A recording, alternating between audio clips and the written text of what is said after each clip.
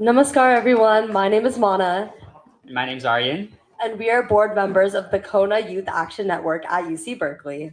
We're excited to introduce to you our panel discussion on Kashmiri Pandits. Before we begin, we have two asks of all of you. First, please silence all of your cell phones. Our conversation will include some sensitive topics, so we ask you to be respectful to our speakers as they share their personal experiences. Second, please keep your questions on topic. This is not a place for geopolitical discussions. Please keep your questions relevant to the speaker's experiences. We will pick 2 to 3 questions at the end of the event for the Q&A segment. Lastly, if you would like to support the work of the organizations like CYAN and KOA, please scan the QR codes for our website and donation links that we will provide at the end. All right, everyone ready? Starting at 4:23 IST. So let's begin.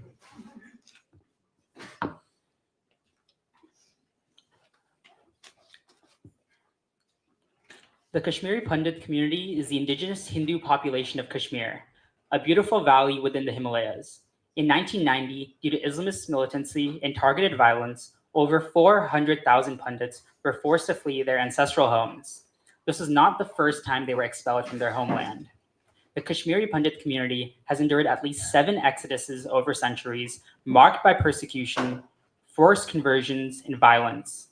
After fleeing, many Pandits lived in overcrowded camps in Jammu, often in harsh and unsanitary conditions. To this day, 35 years later, thousands of Kashmiri Pandits remain permanently displaced, residing in refugee camps in Jammu. Returning to Kashmir is a distant thought, as any return to Kashmir risks significant security concerns.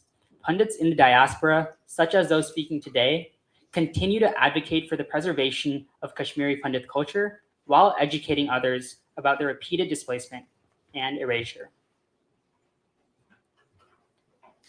Our event today will consist of a keynote speech by UC Berkeley alum Drew Call, followed by a panel discussion by leaders of the Kashmiri Pandit community in the Bay Area, as well as on Kashmiri Pandit culture and the 1990 Exodus.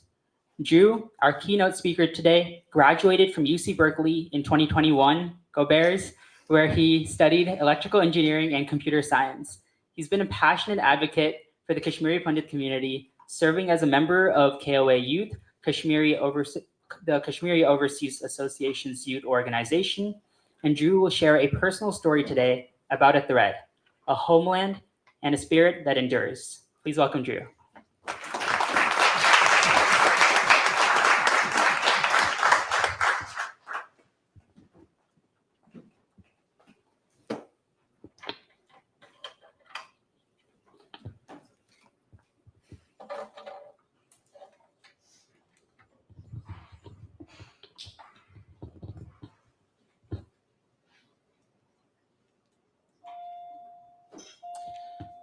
Once upon a time, a king and queen lived happily together in their kingdom. Every year, during the festival of the mother goddess, the queen would tie a special thread around her ear. One year, during this very festival, the king and queen sat together to play a game of chess. Now, the queen was very clever, and the king had never once managed to beat her. This day would prove no different. The king, upset that he had lost, began to grow suspicious and happened to notice that special thread around the queen's ear.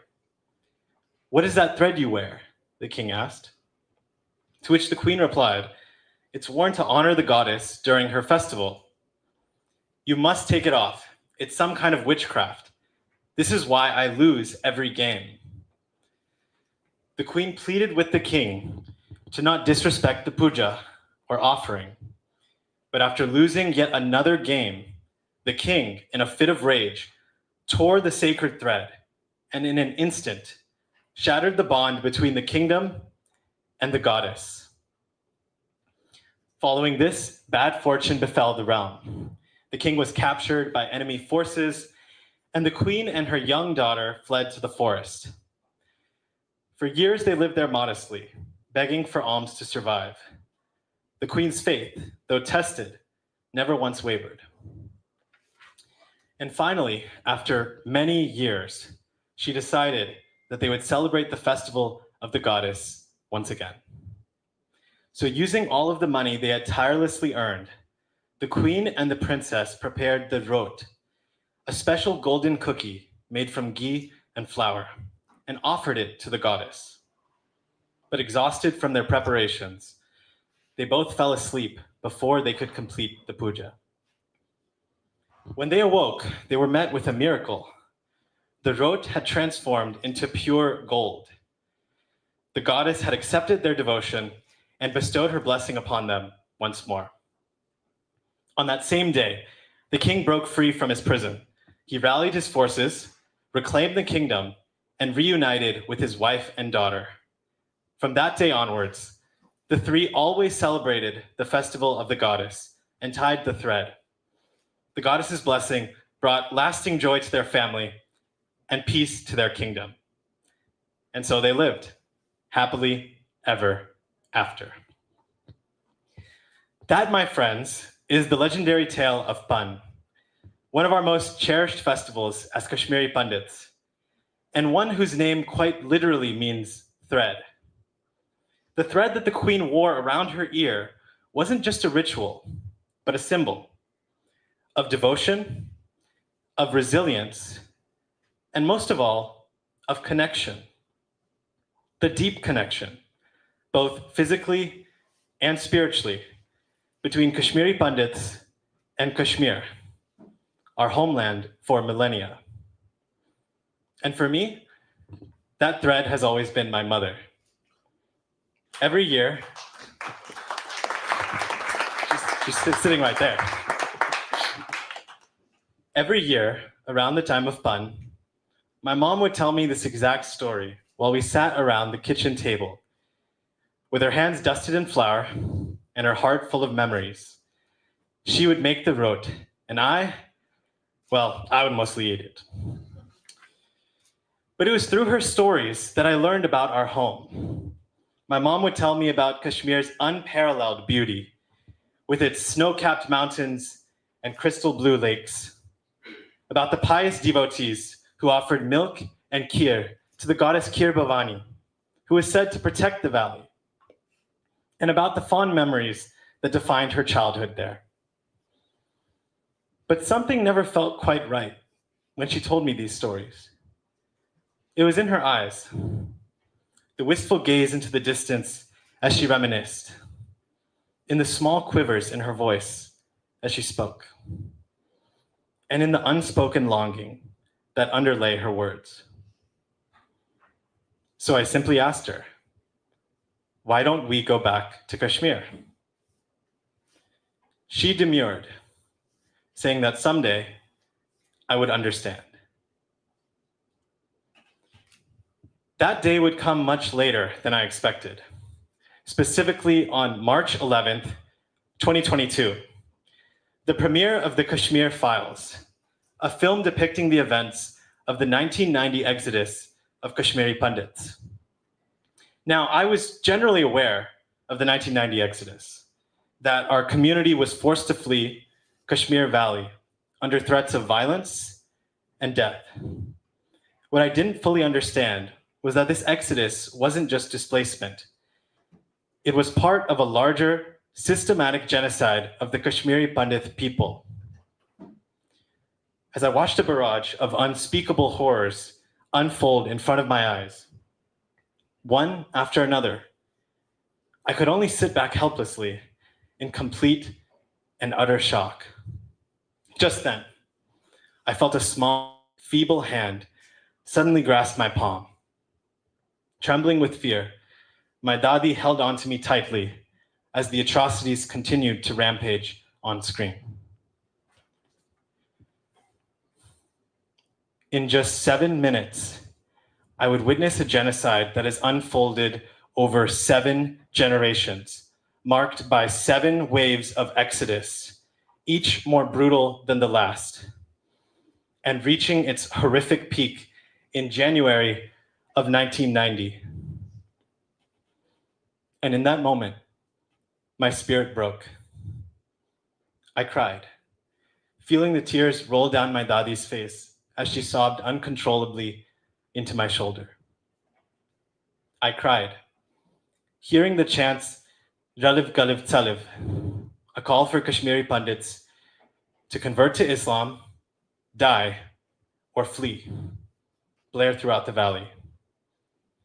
I cried, seeing the 11 men, the 11 women, and the 2 small young boys lined up and shot point blank in the 2003 Nandi Marg massacre. I cried. In agony, in disgust, in sheer terror, witnessing the utterly inhumane slaughter of Girja Tikku, an innocent woman who was savagely beaten and raped before being sawed in half. I cried as I watched the flame and spirit of a proud and vibrant people being violently snuffed out. And finally, after all my tears had run dry, I cried once more for the family members of my own Kashmiri community back home. Because even if we were not related, they were my family too. In just 2 hours and 50 minutes, I had witnessed the knife that severed between Kashmiri Pandits and Kashmir, exiling them from their one and only home.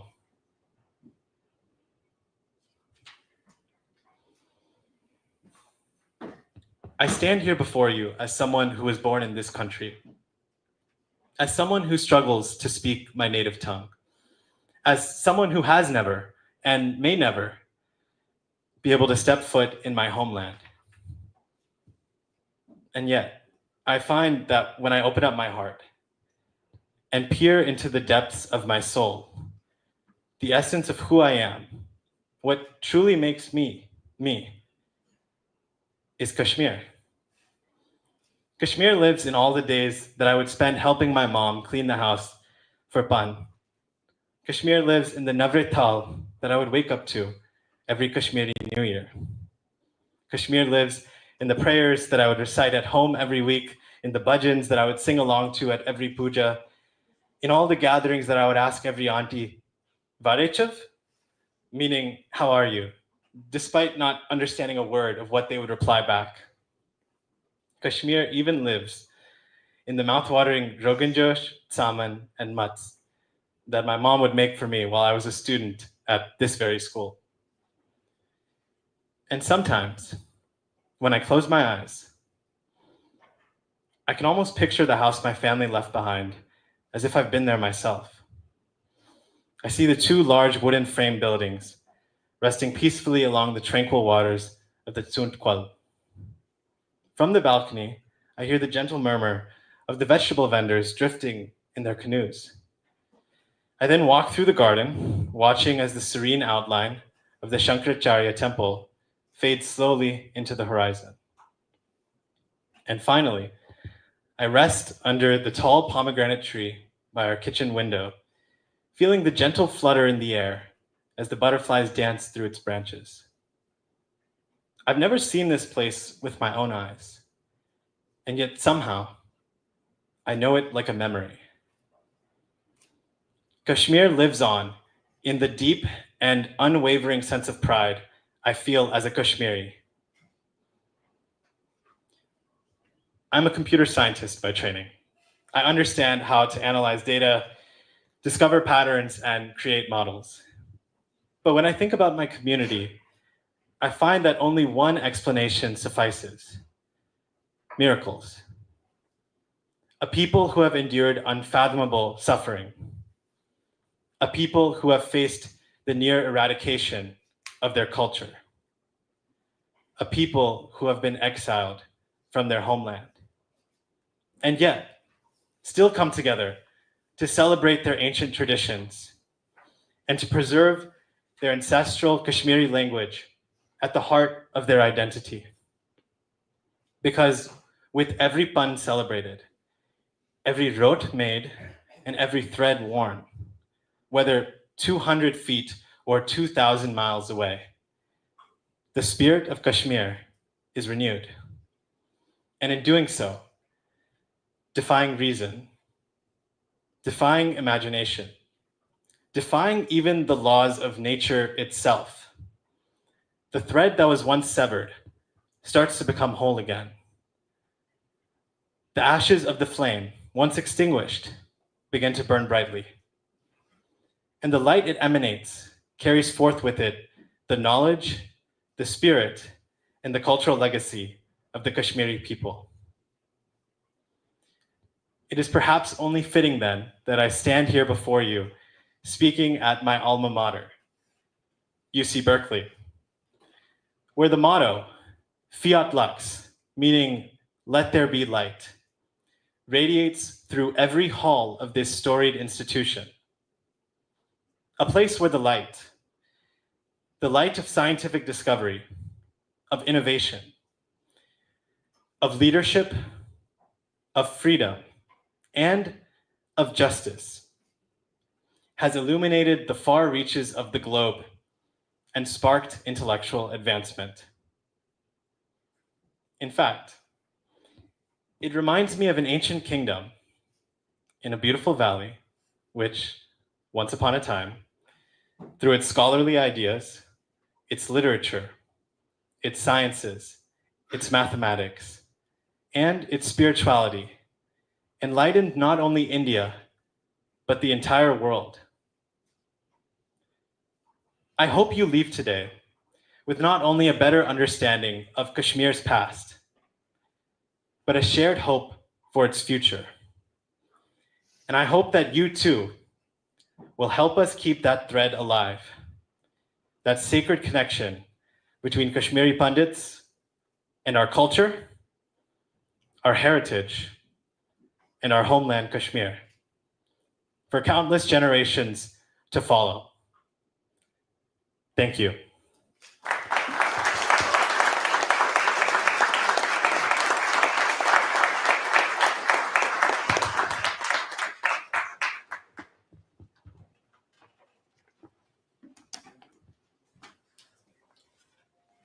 Okay, namaskar all. Now we're gonna start the panel discussion. Before I begin with the panel discussion, I'm gonna go through a couple of intros, and as I read the introductions, speakers on the panel, please feel free to walk and take your seats.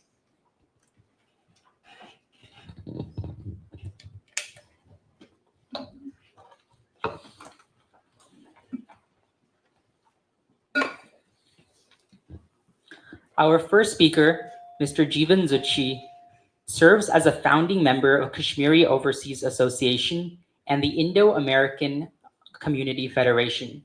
Jeevanji led 2 delegations to the Jammu and Kashmir camps in 1994 and 1996. In the early 2000s, he convened several international symposiums on Kashmir and the 1990 Kashmiri Pandits, involving politicians such as Senator Sherrod Brown, Senator John Edwards, and congressional representatives Frank Pallone and Anna Ishu, in finding a peaceful solution to the Kashmir problem. Please welcome Mr. Jeevan Zuchi.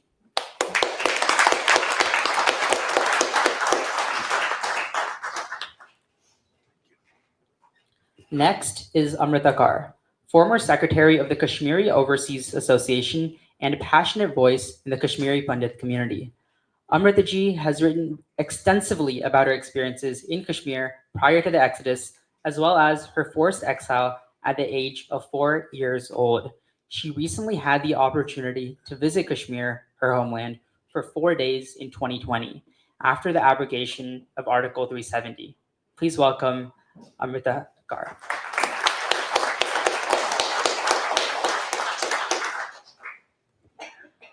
Last, Upar Kothru serves as the president of the Kashmiri Overseas Association and is an active advocate for the Kashmiri Pandit community. Uparji grew up in Srinagar, the capital of Kashmir, in the 1980s. As the son of an IAS officer who served in the JNK administration, he and his family were forced to flee from Kashmir for Jammu in 1990 due to the increasing military insurgency. Please welcome Upar Kothru.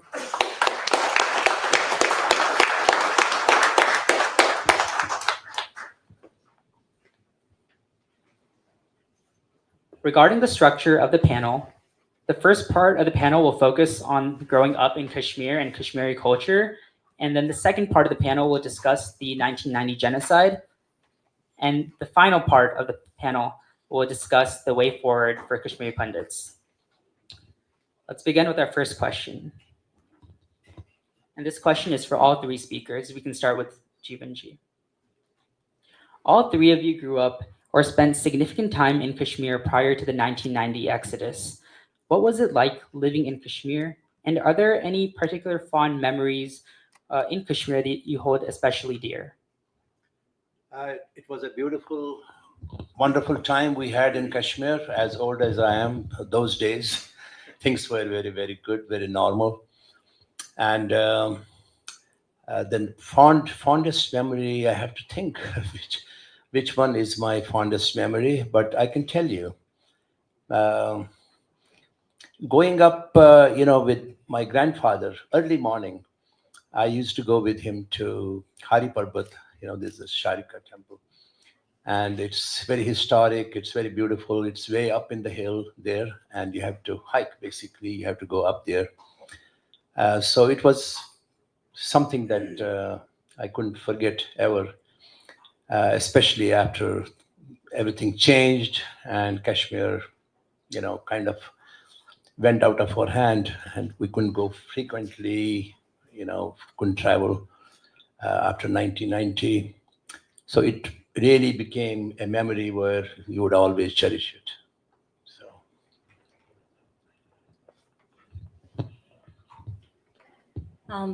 Firstly, thanks for having me here, and thanks to everyone for coming.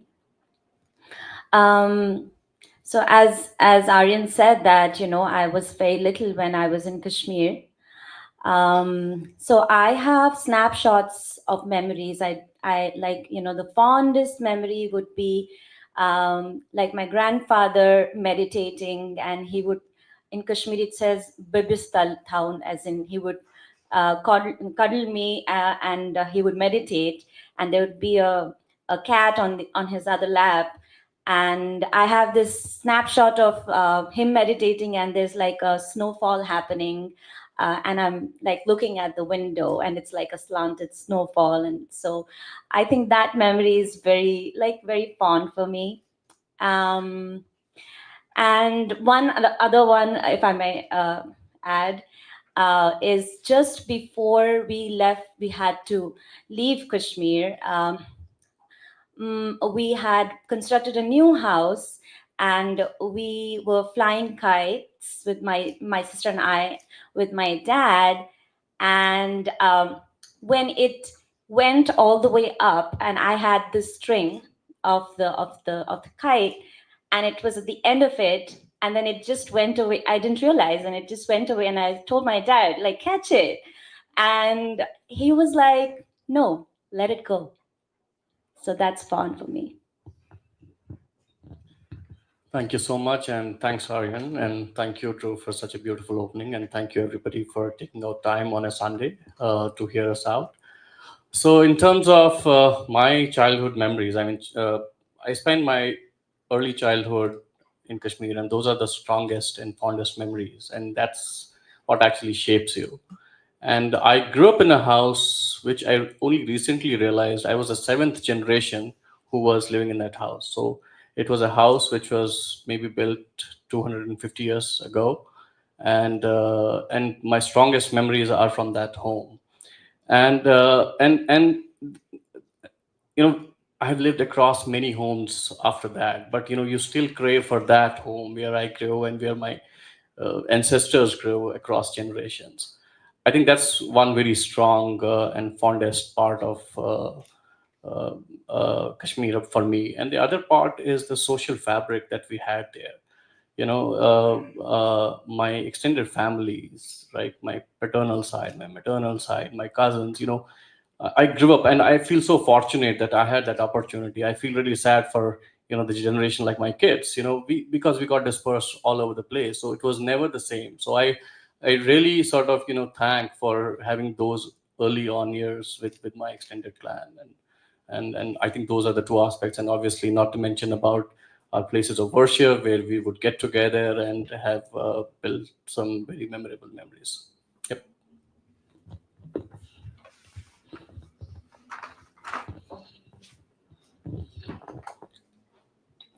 Now that we've spoken a little bit about your experiences growing up in Kashmir, I'd like to dive into a little bit more about Kashmiri heritage and cultural traditions. Amritaji, is there any attire that distinguishes Kashmiri Hindus from others? And can you explain the significance in Kashmiri culture?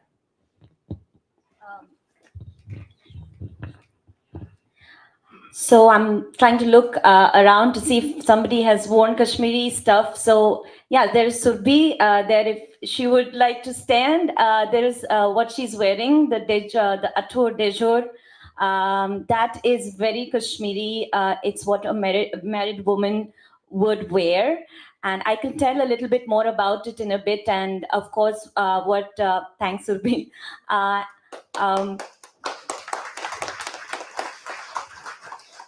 What Usha ji is wearing, she's wearing an embroidered sari, which is hand embroidered. It's called sonzani. So, this is something of that I'm seeing in the audience, and I thought I would share. But otherwise, if you would like to distinguish a Kashmiri person, let's say in Kashmir, who is a Pandit, I would say they would be wearing a ferin, but there is a very distinct kind of, for a Kashmiri Pandit, there would be like a white kind of a border at the sleeve. There would be like a stitch, like a fold in the front. And they would wear a tilak, a bindi or a tilak, and the men would wear a safa, kind of a pagdi. It's called a safa. So I would say that's how you would differentiate between like a Kashmiri Pandit and other Kashmiris in Kashmir. But yeah, I mean, the very strong part of Kashmir is Shaivism and, its spiritual, ties. And I say this a lot, and I'll repeat it, like, how, we would go to Paris and everybody is an artist there. Everybody wants to be a painter, right? And I think it just runs in the blood in Paris. But in Kashmir, similarly, there is something like everybody is spiritual in one way or the other. You kind of carry it forward in your generation, and everybody is trying to transcend, or, and so am I at this point. I've gotten so involved in, like reading more about Shaivism. So it's amazing. And the dejor, actually, the shape of it, you saw the earring that she was wearing. It comes from this part of the conch of your ear, and it's representative of the union of Shiv and Shakti. And the shape at the end of the pendant kind of a thing, it's kind of hexagonal. And, it's very interesting because Kashmir Shaivism believes that you don't have to give up everything. It can, you can transcend in your own, household. You don't have to go to the Himalayas and like leave everybody. But as a daily practice, you can transcend, you can be spiritual. And that dejor is symbolic of it. And it actually comes from a Shri Yantra. So there might be a lot of Hindus here who know what Shri Yantra is. And if you don't, it's plenty of stuff available on the internet.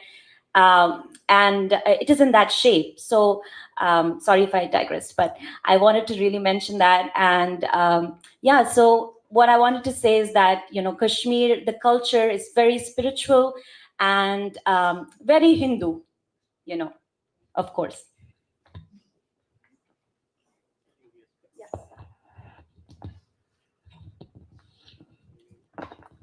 Thank you. Next, I want to transition to the 1990 time period when the 7th Kashmiri Pandit exodus began.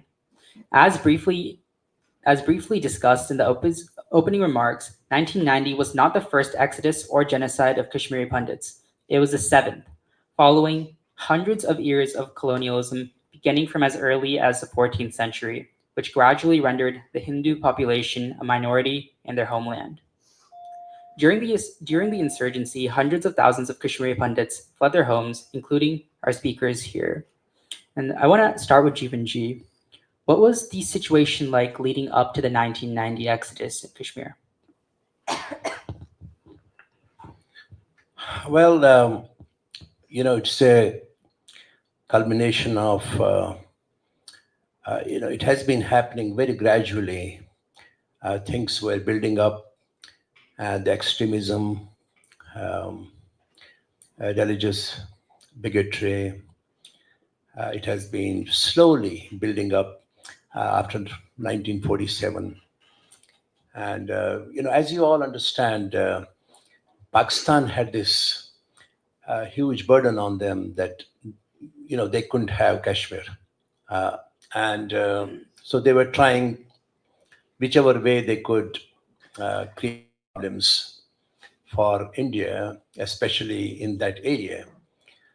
So, so it was all this, indoctrination and madrasas, and things were gradually building up. But it took time before that really came on the surface. And I think it was 1987 when there were some elections and stuff, and even the government of India, the state government, they were all responsible for, basically messing everything up. And that's the time when they took this opportunity of basically, creating this huge mayhem, and it built up to basically, to 1990, when you had all this unfortunate happening.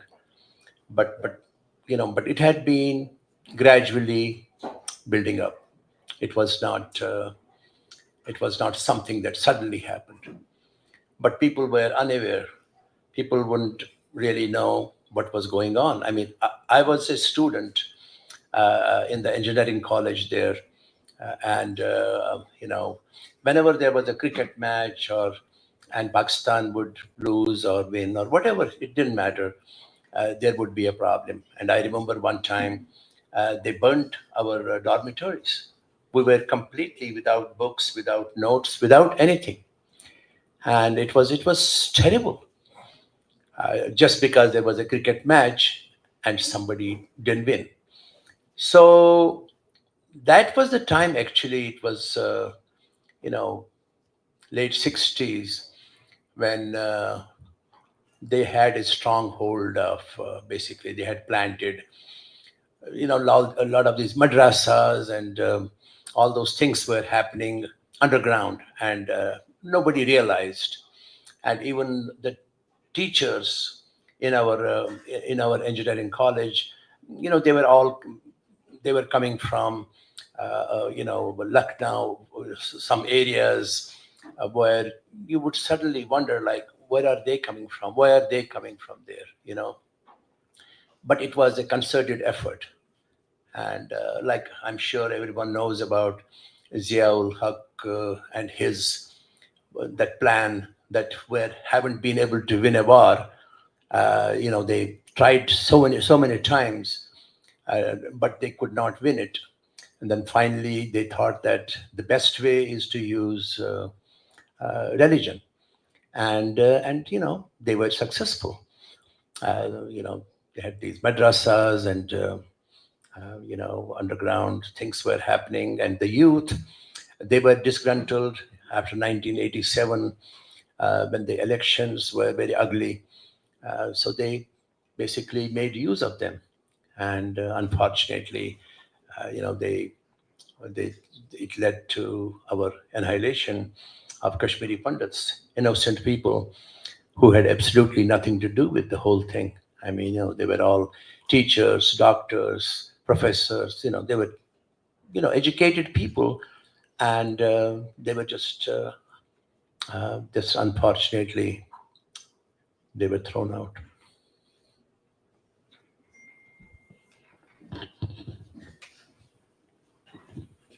Uparji, As Kashmiri Pandits who were in Kashmir at the time of the 1990 exodus, what can you tell me about your experience during that time?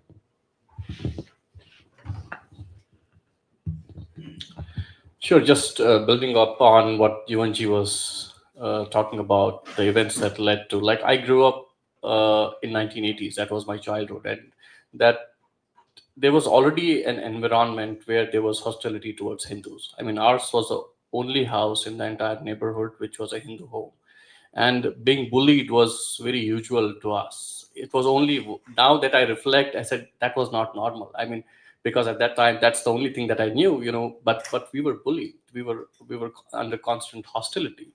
And I think the tipping point was the September 14th, 1989, where one of our tallest leaders, Shri Tikalal Tepluji, he was killed in point blank. He was actually my grandfather's first cousin, so he was my dad's uncle, and we would go to their home uh, every now and then. And I remember when he was shot. He was not shot by some unknown people. These were people who knew him. These were people who knew his daily routine, and they killed him point blank right outside his house. And I remember the bullet marks outside their home when we visited them. I was in that procession. So that was sort of the first, and then a series of prominent Kashmiri Pandits were killed, and which eventually led to the mass exodus on 19th January 1990. And for us specifically, winter break used to be in Kashmir in like November, December timeframe, and we would typically go to Jammu to our grandparents' house, and that's what we did that winter as well, 1989. So I remember my mom had sort of ironed the school uniform that, hey, we are going for a winter break and we'll be back in a couple of months, and then life will be as usual. But that never happened. So we never went back, and it was only, I think, a couple of years after that event, 1992, our house was looted first, and then it was burned down. And this happened to a lot of the Kashmiri Hindu properties.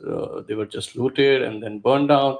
And eventually people were forced to sell those properties, those multi-generational properties, at a sort of throwaway price. So a series of distress selling happened, which happened to our house as well. So within a very short span of time, the connection to that, the thread, that, unbroken thread of, hundreds of years of, generations was broken. So yeah, I mean, that's my recollection. And then coming to Jammu, it was altogether a different struggle. Like, how for many months we didn't have that realization, hey, we're not going back. So a lot of the kids suffered for education. Obviously, the economic level, the social level, it just broke the social fabric, the economic fabric, and obviously justice has been elusive ever since.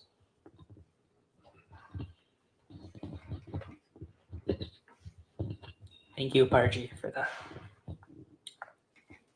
Amritaji, in a 2020 article you contributed to with India Currents, you wrote about your first visit to Kashmir in over 30 years. Can you speak to that?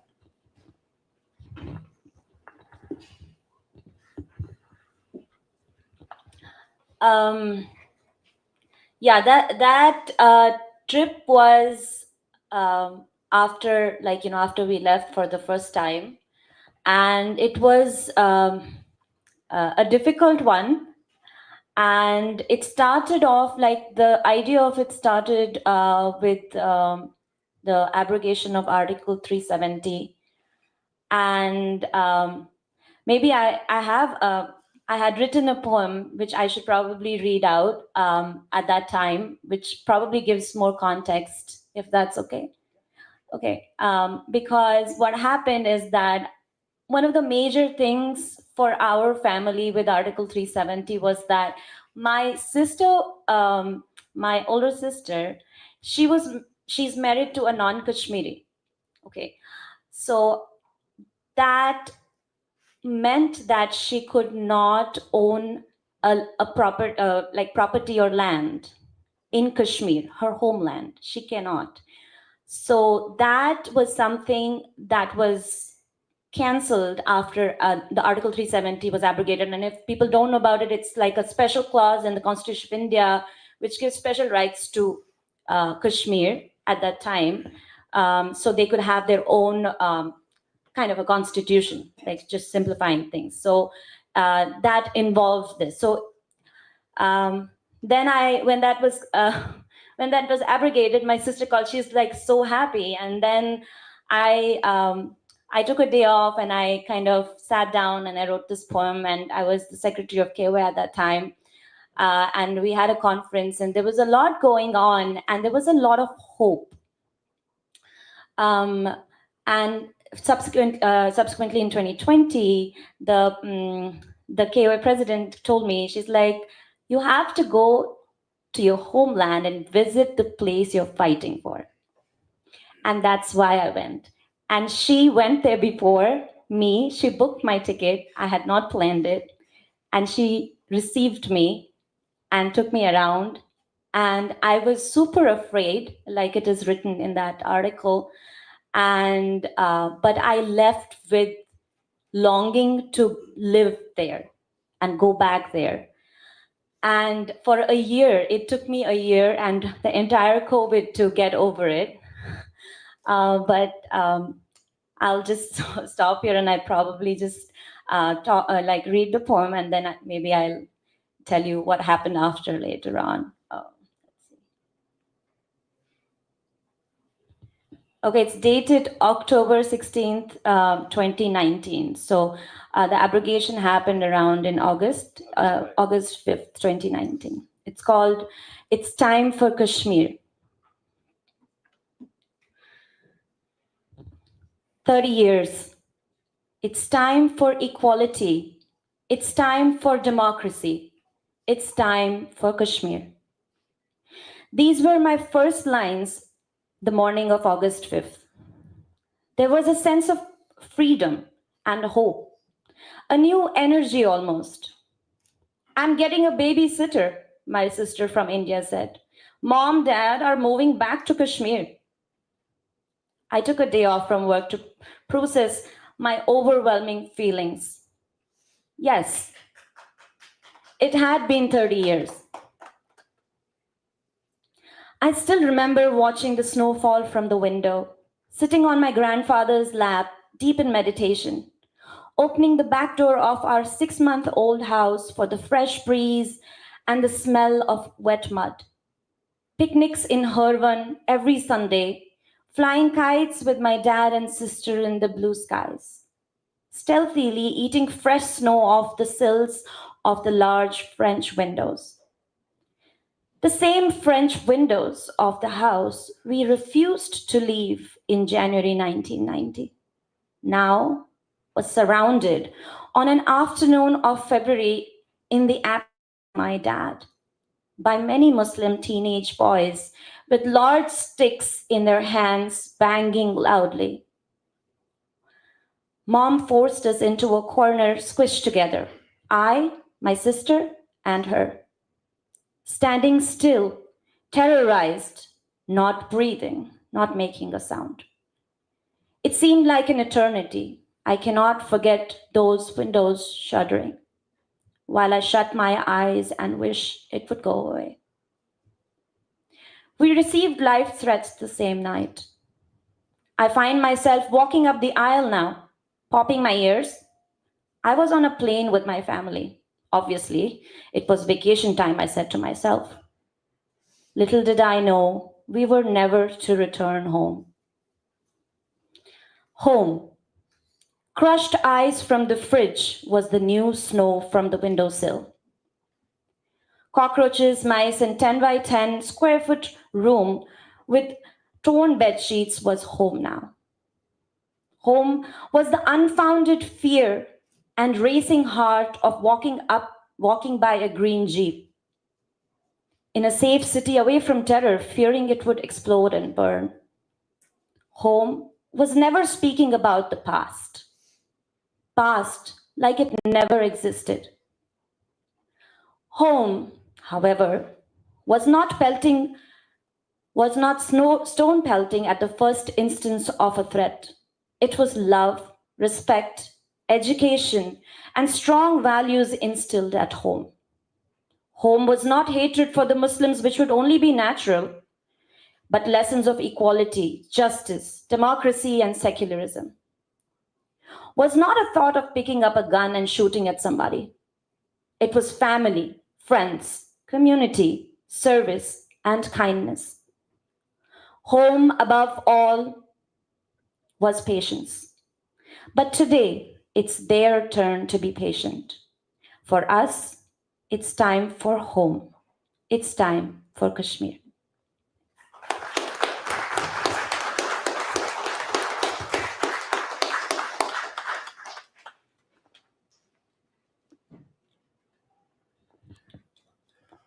Uparji, I see that you brought with yourself that little pamphlet about Kashmir Files. So I'm going to ask you a question about Kashmir Files, and then Jeevanji as well, if you could answer.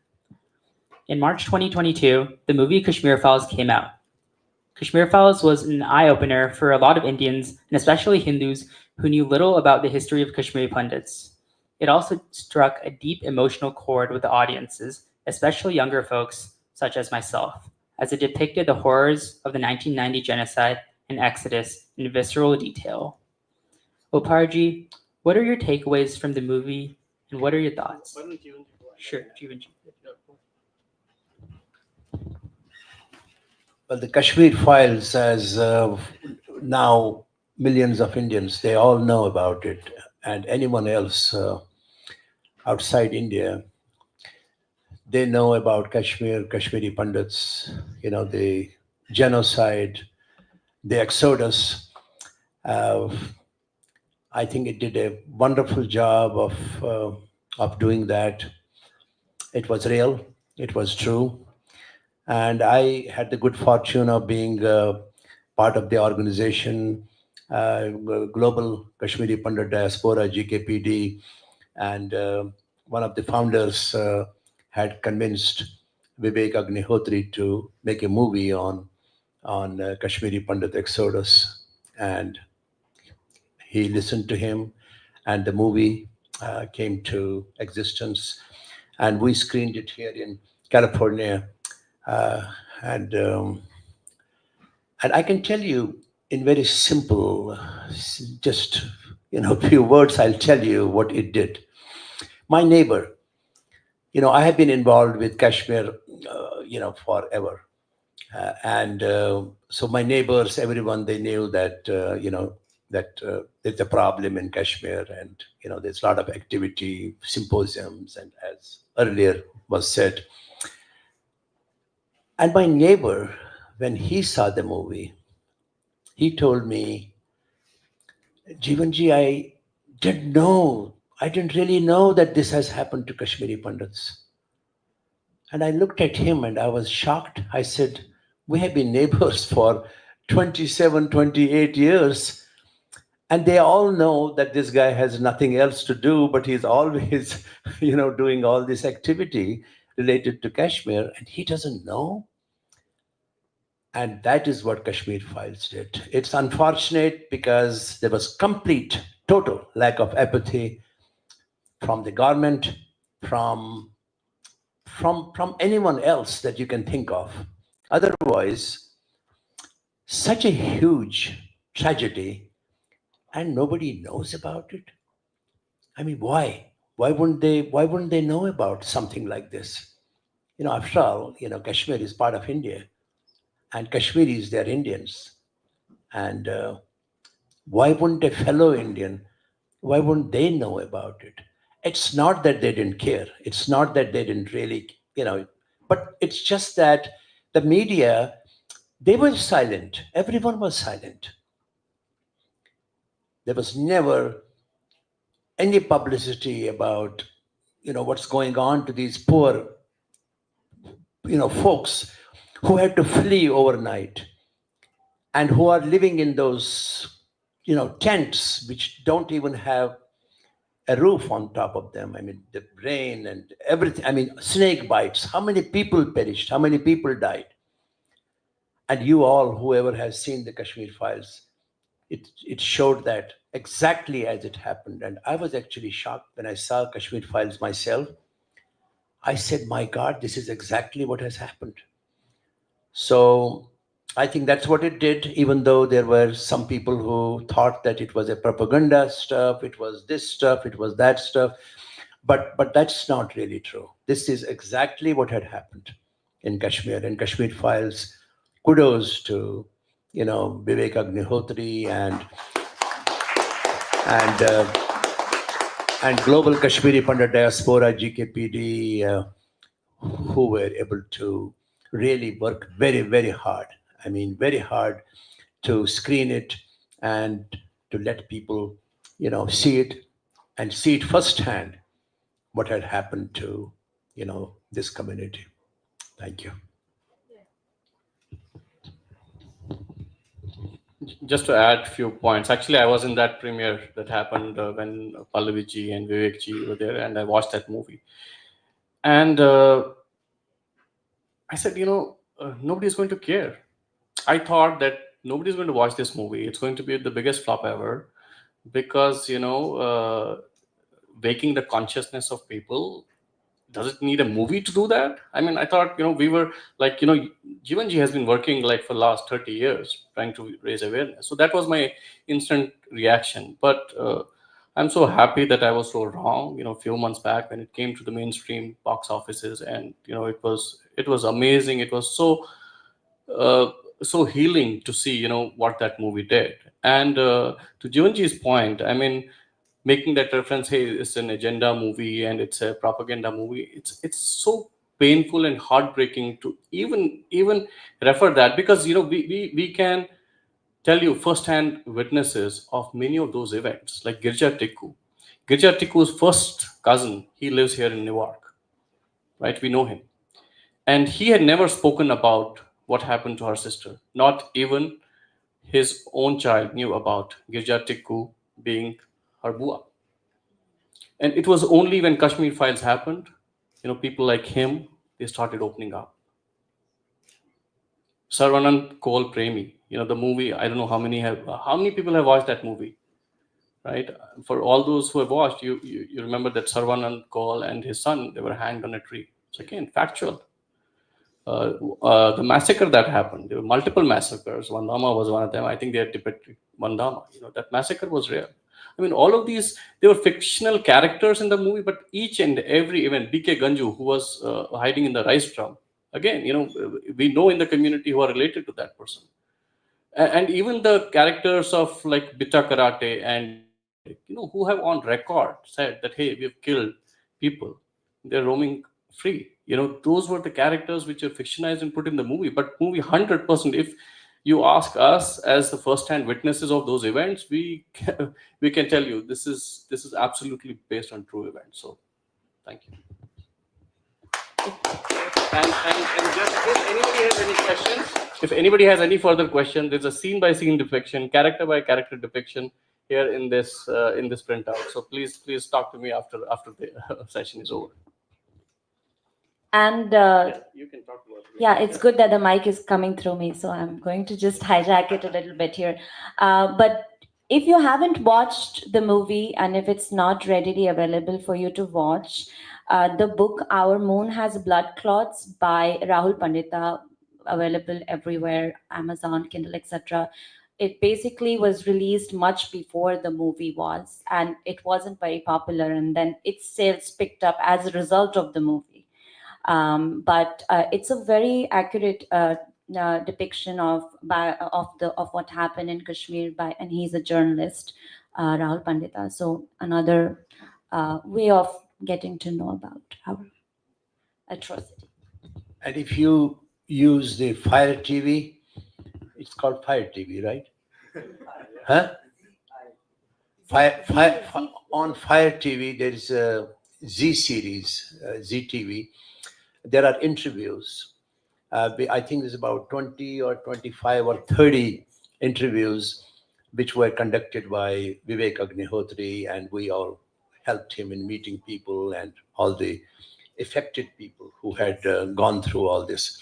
So that is a wonderful, that series. I think anyone, if you can find it, you will get an idea you will know about Kashmir, from A to Z, everything. not only about history, not only about the Exodus, not only about the genocide, but each and everything that happened. You'll see that. Like personal stories, right? Personal stories also. People who went through that whole thing. Beautiful job he has done. Agnihotri really did a great job.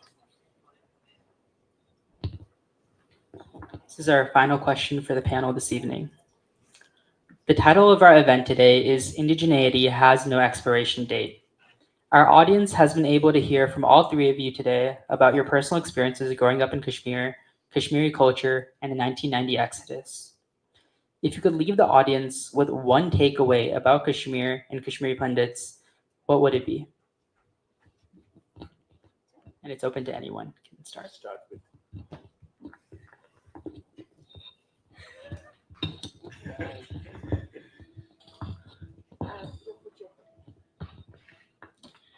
See, as I reflect of what has been the biggest loss for us, right? We lost our home, we have rebuilt our home, right? We've lost economically, we have done well in life, we focus on education. But I think the biggest loss has been that thread, back to that thread, right? That discontinuity of thread of over 5,000 years of our civilization back in Kashmir. I mean, if you go back to the millennia, I mean, and this was not when I was growing up, when I started researching my own roots, and I was trying to say, okay, who am I? What's my real connection? And you'll see a lot of the ancient scholars, they came from Kashmir. The scholars from Kashmir have contributed to the world, to the Indian civilization phenomenally. Like some of the earliest scholars like Charak, who's founder of Ayurveda, Panini, who is considered to be the greatest grammarian, Bharat Muni, he wrote Nat Shastra, which is the basic of theatrics, and you have ton of these medieval. So we almost feel like that is the biggest loss, right? So the discontinuity and of that thousands of years, I think that is something that hits you the hardest. So I feel justice needs to prevail. Justice has not prevailed, and justice has to prevail on multiple levels. It needs to prevail at a political and judicial level. I mean, imagine a genocide of this scale happens, and there are no court proceedings, there are no convicts. I mean, people like Betta Karate and Yasin Malik, they're not behind the bars for what they did to our community. There are petitions in the highest court, and they just write it off. Hey, we don't have enough evidence against some of these acts of genocide. So something has to happen. Justice has not prevailed. Justice at a social level. I mean, a genocide of this scale happens, and people out there say, hey, it was just a migration. We're still called migrants. We're not refugees. We are called migrants. And it was the state government who just engineered this. I mean, we don't have a feeling of revenge, but we need acknowledgement. Just acknowledge, yes, we messed up. It was not you. It was the generation, which was there, and they were conditioned. Just acknowledge, right? So social justice, economic justice. I mean, I was there in Jammu refugee camps visiting a few months back. I mean, it is so sad what has happened 1990. It has a multi-generational effect. I mean, this is a community, highly educated, very economically independent, and they're struggling to meet their ends meet. And CAVE as an organization, we have been working on multiple levels, multiple programs to support through scholarship, to support the medical emergencies, and would welcome any support. But economic justice. So I think justice needs to prevail at multiple levels. And my appeal to everybody here: be advocate for this justice. Thank you.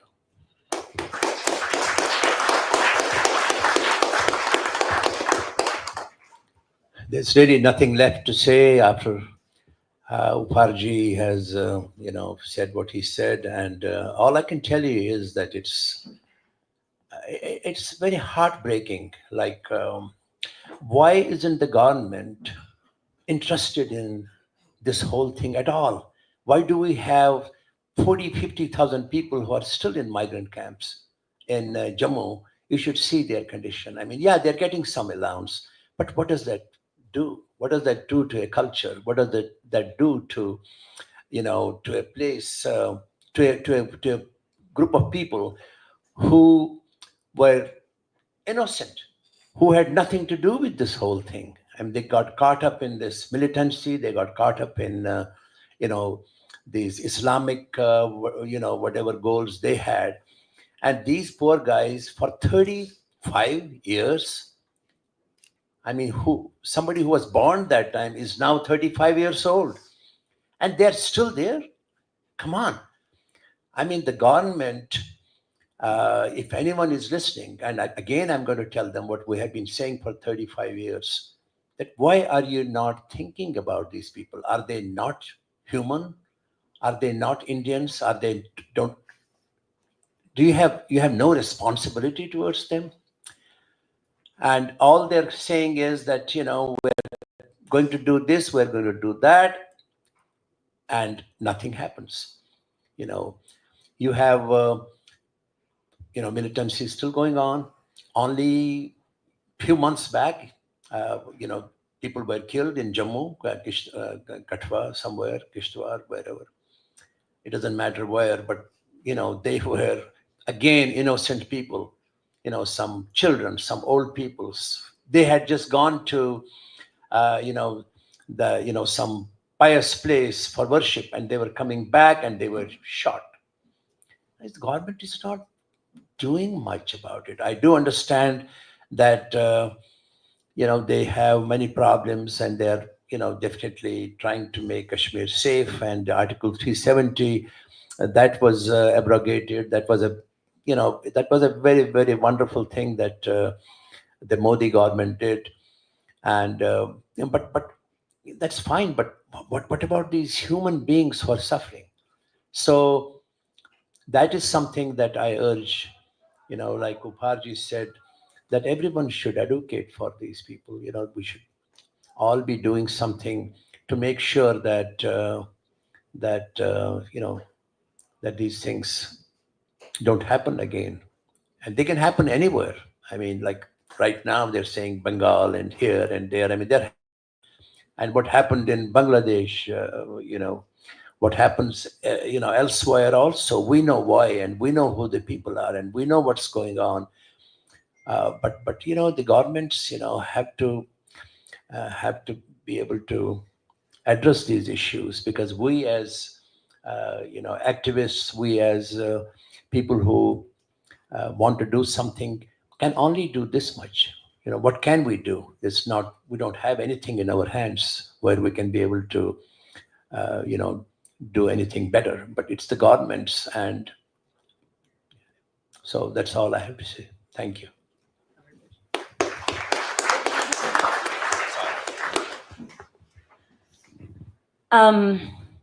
Like both of them, covered pretty much everything. So I'm just going to add just something personal then here.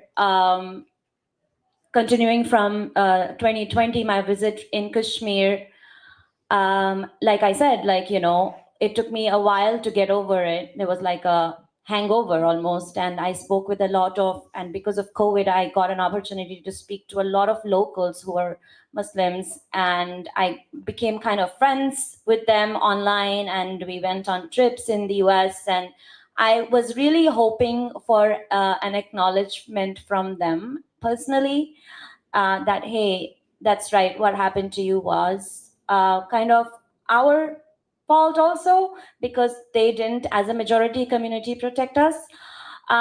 So at the end of almost COVID, I realized that I'm alone in this.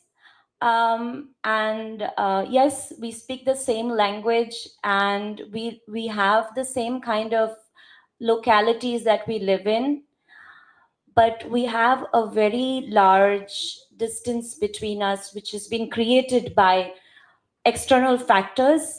And it's very hard for me to believe, and now I have acknowledged the fact that I don't think I would be able to live in Kashmir again in these circumstances. And coming to the question that Aryan asked about indigeneity doesn't have an expiration date. Therefore, after Kashmir Files happened, and everybody was pretty much aware, and I got phone calls from my friends' childhood friends saying that we did not know this happened to you. And there are people in the audience who are sitting here. I can see that we actually used to, during Ganpati Visarjan in Hyderabad, we used to distribute water bottles to the people there at the event and give them a pamphlet to raise awareness. This is, I'm talking about 2008, I think. And that's how desperate we were for people to get to know what happened to us. Just acknowledge. And what rightly Upar said, what the people here can do, or anywhere. If you find a person, Kashmiri Pandit or otherwise, any community, if they have gone through loss of home, loss of identity, acknowledge it. It's a very big thing. I think that's a very important thing for a person's healing. And it was a healing for my parents as well, to acknowledge if somebody else is acknowledging what has happened to you. I think that's very important. And and then after Kashmir Files happened, I'm like, what am I going to do now with this journey? And what I did is that I started a book club and I started reading more and more about Kashmir. And there is a paper I came across written by Dr. Subhash Kak. And if you want to Google it, it's available freely. It's called The Wonder That Was Kashmir. It actually tells you, it's almost like a crash course on the classical history of Kashmir. And it tells you that everything Hindu, Indian, from Natya Shastra to Sanskrit, to yoga, to Buddhism, to there's business. Sharda Peeth was the center of that. Sharda Peeth was there was a place in Kashmir where people would come to learn about these aesthetics. Abhinav Gupta came to write a research on Kashmiri Shaivism. So what I'm saying is that saving Kashmiri culture is not Kashmiri Pandits' responsibility. Why? Because it will help everybody. Everybody can help from it if you learn what actually there is to offer for anybody, Hindu or not. It's a very important place. It's a very important literature where you will take a lifetime to actually learn all of it. And I think that's what we should, if at all, take something out of here, that try to delve into it, try to learn more about it, just for your own transcendence and transformation. Thank you.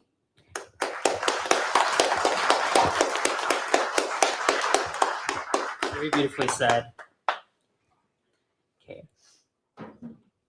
If you all have any questions for the speakers, you're welcome to ask them after the event and meet our speakers.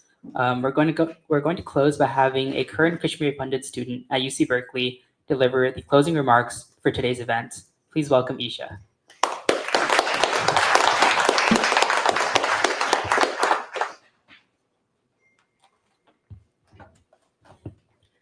Namaskar, everyone. My name is Isha Salman, and I firstly want to thank all of you for being here today. As a Kashmiri Pandit myself, I have tried in every single way to immerse myself in this wonderful and vibrant community. And before I start, I just want to share something that I felt listening to the speakers here today and to Drew's opening remarks. Sitting in the crowd here today, I got tears in my eyes because I've experienced something that I experienced last year when I visited Kashmir for the first time. When I walked into this room and I heard everyone speaking Kashmiri, seeing the dechurs and the traditional wear, it made me feel emotional because I've never experienced that in common spaces. And especially in UC Berkeley, this is something that makes me extremely proud that we're being able to raise awareness for the Kashmiri Pandits.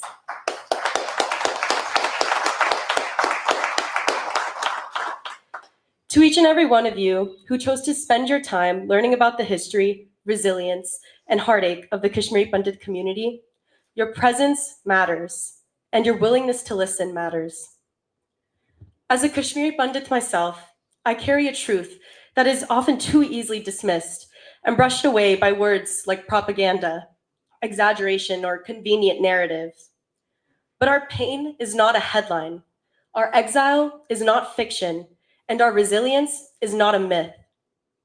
I want to deeply thank the brave speakers who stood before you today, those who bared their memories, who chose truth despite the weight of reliving it. I also want to extend a heartfelt thank you to CoHNA and CYAN for giving us this platform, something that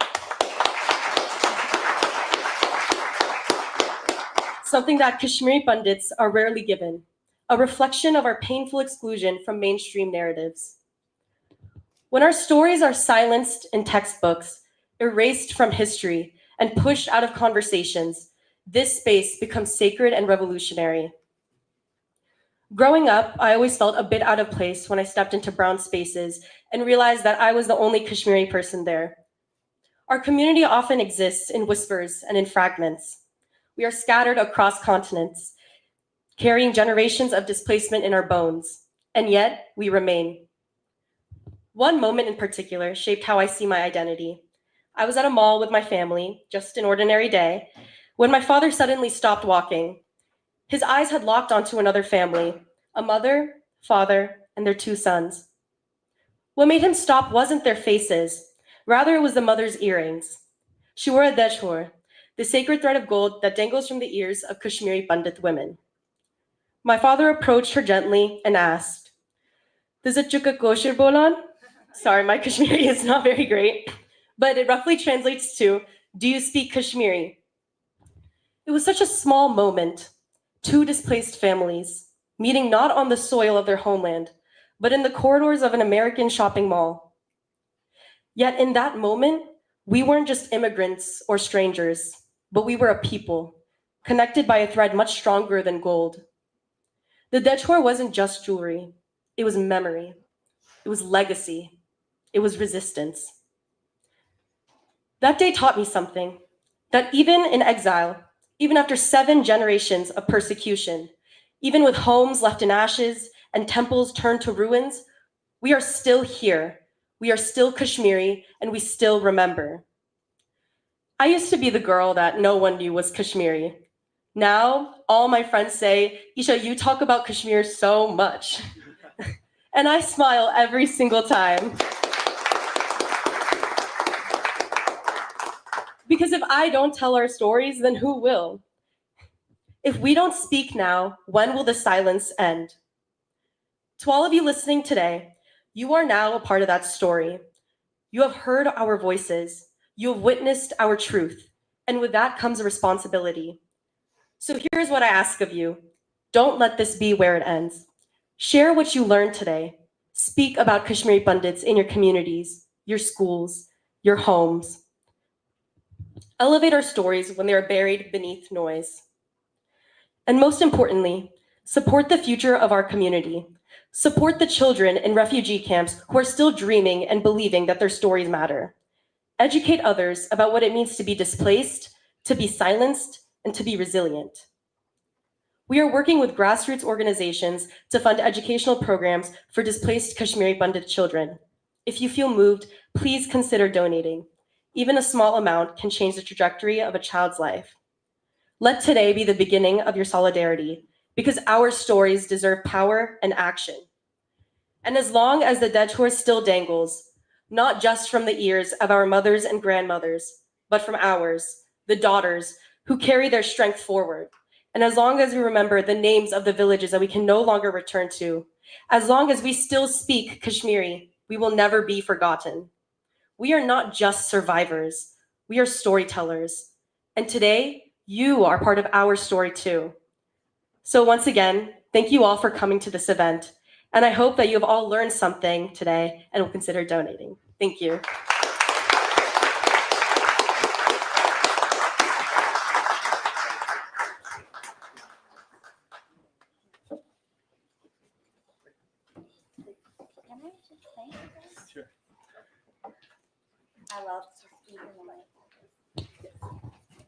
I really got goosebumps when she spoke, and when Drew spoke, I had tears in my eyes.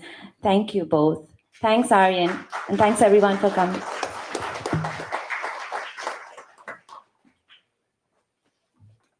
And to quickly reference some of the programs that Isha was talking about, we're going to leave a couple of QR codes here for sponsoring children in Jammu as well as an educational assistance program. Any amount of donation helps, and thank you very much. Namaste.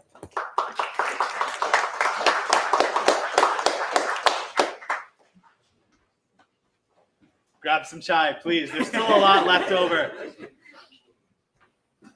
It takes time.